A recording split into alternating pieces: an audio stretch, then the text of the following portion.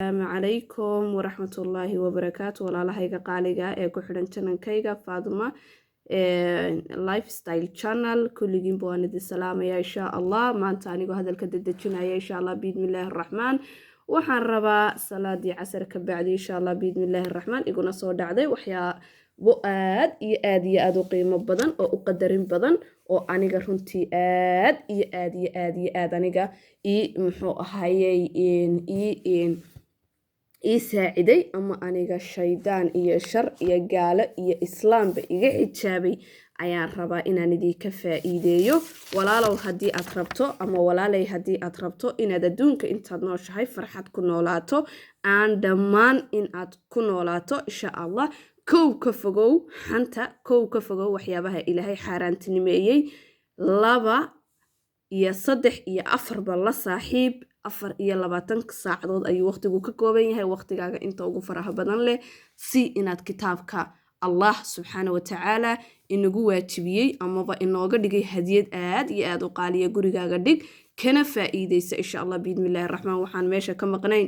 ducadan oo aad adduunka haday kurba ku hayso haday dhibaato ku haysato intaba waad arkaysaa insha Allah hadii aan ku aqriyo oo nad farta fahmaynin اللهم إني أعوذ بك من الهم والحزن وأعوذ بك من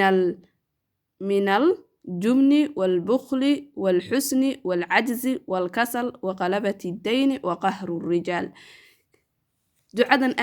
آدك وقيمها بدن له waxaad akhriyaysaa oo munaasib inta badan tahay horta waqti kasta waad isticmaali kartaa waana akhriyi kartaa insha Allah bismillahir rahmaan laakiin waqtiga aadka u qiimaha badan tahay waa salaada subax markaad sidaa uga baxda insha Allah bismillahir rahmaan lana saaxiib kitaabka Allah subhanahu wa ta'ala